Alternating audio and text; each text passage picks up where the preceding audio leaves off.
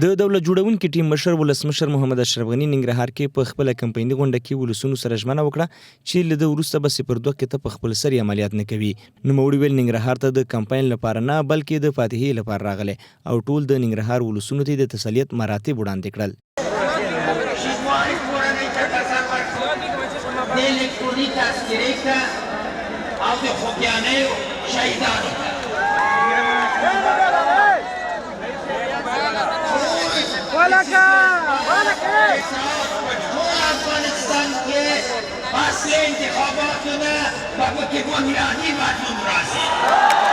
ولسمشر ویل اوس د یووالي وخت او په تیر کې مې پښه او لاس تړل شوي او زیاته کړه هغه چا چې د موقت حکومت خوبونه لیدل هغه د له فکره وباسي او اوبو ته دې واچوي.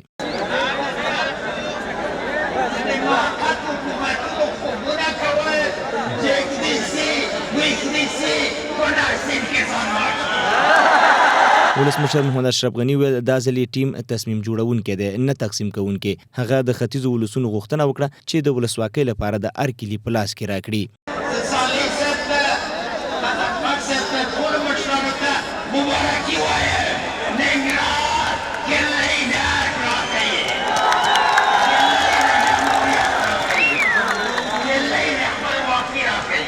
ولسمشر غني ویل اوس د سیاست ګټلو وخت دی. جګړې مو ډېرې ګټلي خو دا ځل په سیاست کې هم خلکو ته ماتې ورکړو. هغه د ختیځو ولسونو سره ژمنه وکړه چې په راتلونکو 5 کلونو کې به په دې ولایتونو کې په هره برخه کې د پام وړ بدلونونه راشي.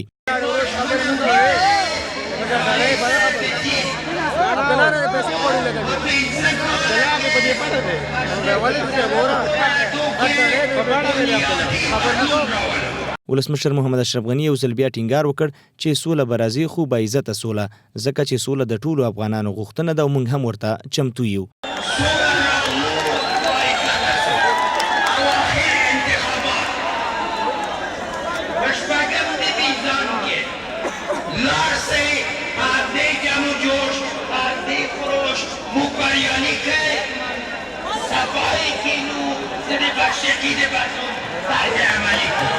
ولسمشر محمد اشرف غني په خپل خبرو کې دا هم ویل چې موږ سوله له پاکستان غواړو خو د پاکستان د آبادی کلی د افغانانو په لاس کې ده نه د پاکستان په لاس کې.